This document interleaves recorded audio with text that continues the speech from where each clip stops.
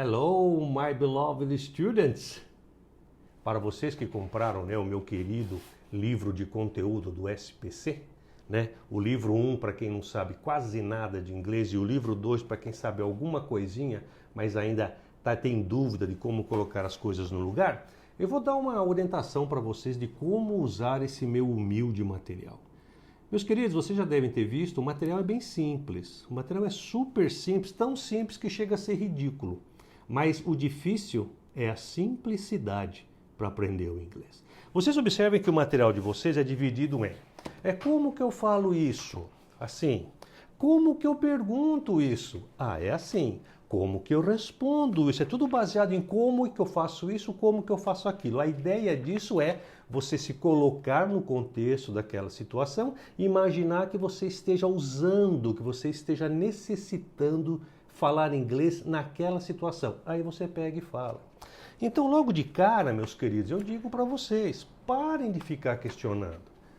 Se vocês virem aqui, vou dar um exemplo. What for? Para se falar isso. Para se falar tal coisa. What for? Não começa com, mas por que é for? Mas por que não é to? Aqui não pode dizer by. Pô.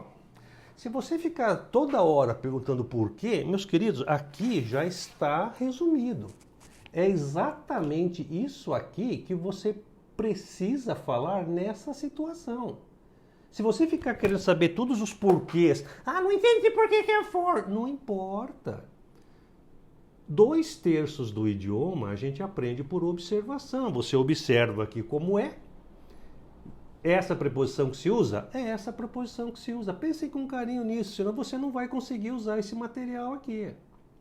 Aí, você observa que tem uns links. Não é? Então você, toda vez que tiver um linkzinho que vai para algum vídeo que eu usei lá no YouTube, assistam.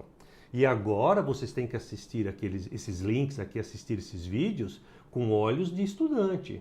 Vocês vão assistir com mais carinho, aí vocês vão procurar o que eu expliquei para vocês aqui no assunto, até vocês entenderem. Vocês não podem passar para o próximo item sem ter entendido o item anterior.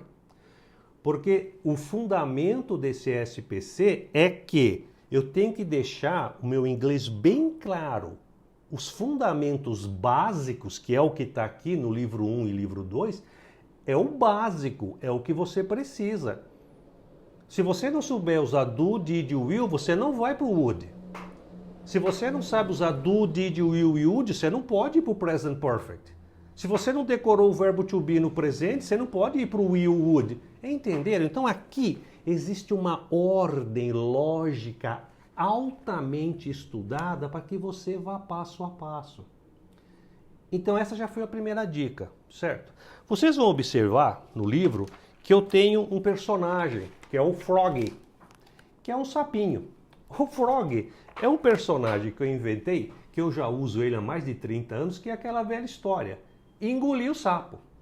Toda vez que aparecer o Frog, vai ter alguma coisa que você vai ficar louco, coçando. Mas por quê? Mas não entendi. Mas por quê? Então, quando tiver o Frog, que é o sapo, você engole o sapo.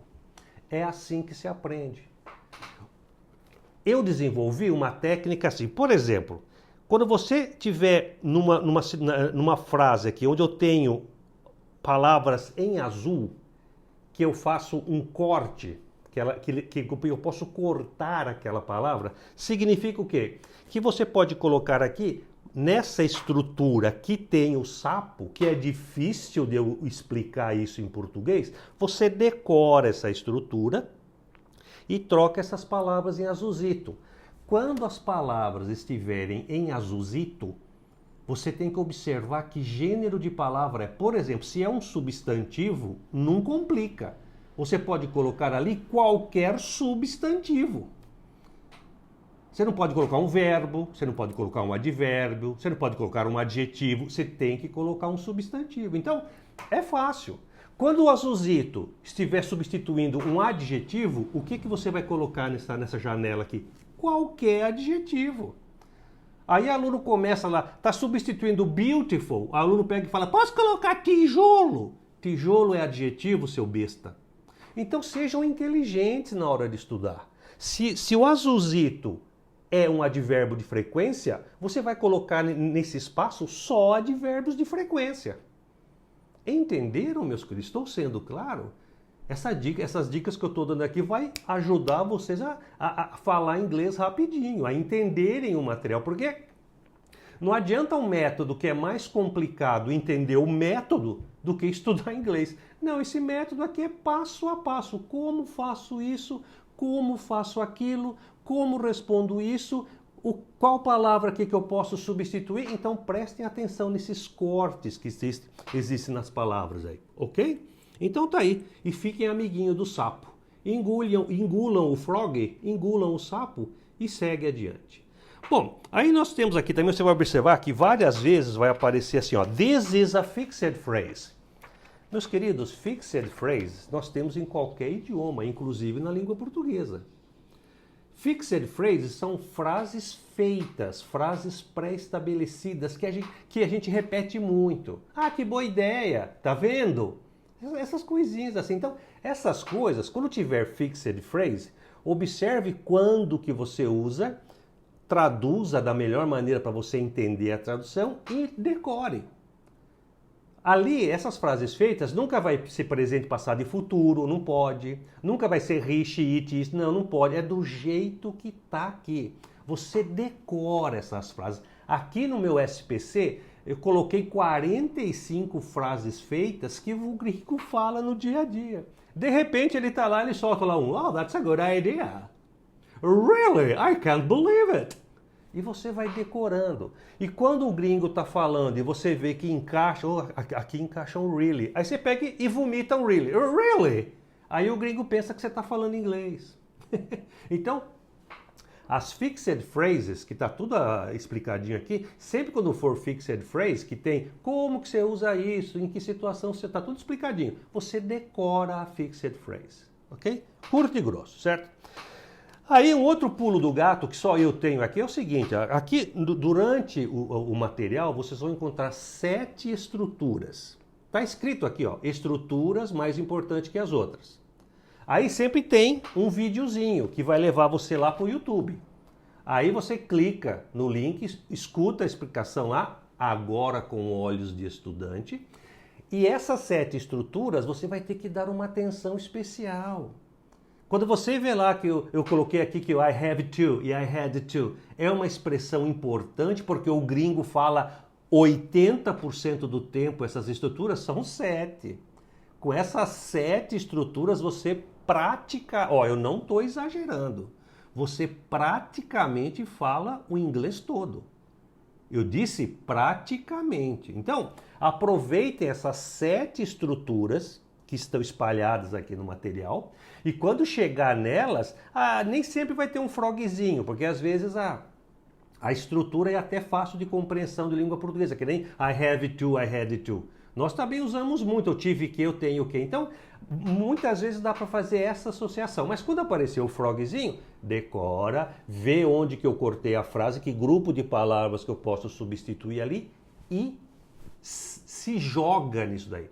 Que esse aqui é o grande pulo do gato. Com essas 7 estruturas, você praticamente fala inglês com elas. Bom, certo?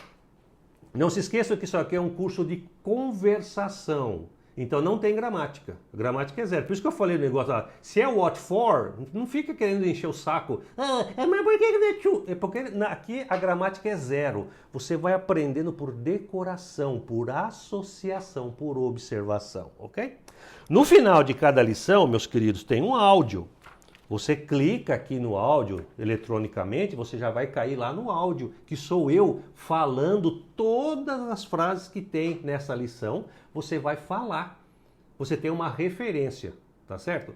Repitam com calma, façam bastante repetição, ouçam a pronúncia, certo? Repitam, enunciem, articulem, porque falar fluente não é falar rápido. Falar fluentemente é se fazer entender. Então esqueça esse negócio de ficar falando rápido, que fluência não é rapidez. Fluência é assertividade de se fazer entender, tá? Então ouçam o áudio, é muito simples. Eu gosto de coisas simples.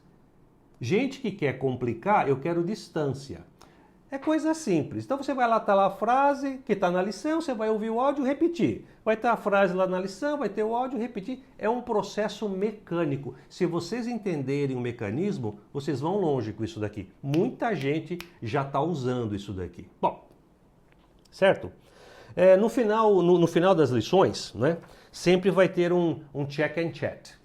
Depois de você estudar a lição, depois de você ir para os links de vídeo, depois de você fazer umas tentativas, você tentem fazer o check and chat, que é uma colocação. Então, vire para o S1 e pergunte para ele onde ele mora. Então você tem que imaginar que você está falando com uma pessoa, S1 é o estudante 1 e o S2 é o estudante 2.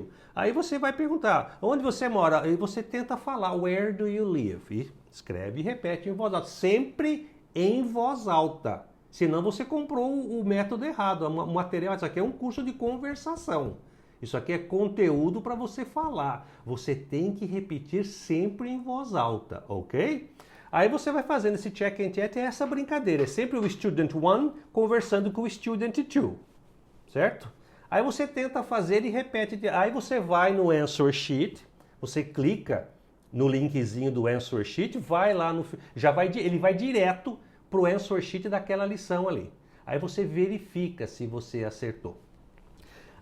Várias vezes o jeito de falar pode variar, pode ter uma forma ou duas. Aqui eu coloquei nos answer sheets é o jeito mais simples, o jeito mais parecido com o que está na lição e o jeito mais parecido com a forma que o gringo fala, mas pode haver uma outra combinação. Então, cuidado, tá certo? Tente fazer os check and chats primeiro e verifiquem se você conseguiu fazer. Tio Beto, nossa, eu não consegui fazer, ficou completamente diferente do que você fez. Você vai pegar e voltar à lição. Alguma coisa aconteceu errada. Você, de algum jeito, não estou aqui apontando culpados, você deve não ter... Você volta, você não vai para a lição posterior. Pensem com carinho nisso. Se você não fizer a base da pirâmide, vai virar um castelo de baralho. Vai cair. Não façam isso. Isso que eu chamo estudar inglês inteligentemente e estudar inglês com humildade. Volte porque alguma coisa aconteceu. Seja teimoso. Algumas coisas vai ser um pouco mais difícil de você entender. Pode ser que aconteça. Você fica ali até você entender. Você não conseguiu? Puxa, fez todas as tentativas? Manda um e-mail para mim no tireduvidas@betocamargo.com e eu respondo para vocês com a maior rapidez possível para te dar uma ajuda para ver se eu consigo ajudar você. tireduvidas@betocamargo.com. Bom, tá bom, querido? Os answer sheets, olha, você vai ver que depois da lição 4, né, você vai ser na maioria do material, tem uns parênteses assim, sobe ou desce. É por causa daquela explicação da entonação. Então a brincadeira é quando aparece uma frase ali, você vê se a entonação sobe ou se a entonação desce, porque esse negócio de entonação na pergunta é muito séria. É muito séria para você se fazer entender. Quando você coloca uma entonação no What's your name? O gringo se assusta. O gringo fala assim, esse cara é louco, esse cara tá me ofendendo, cuidado. Então, ali a brincadeira é essa. Depois de vocês virem a aula do entonação sobe ou desce, começa a aparecer no material os parentezinhos.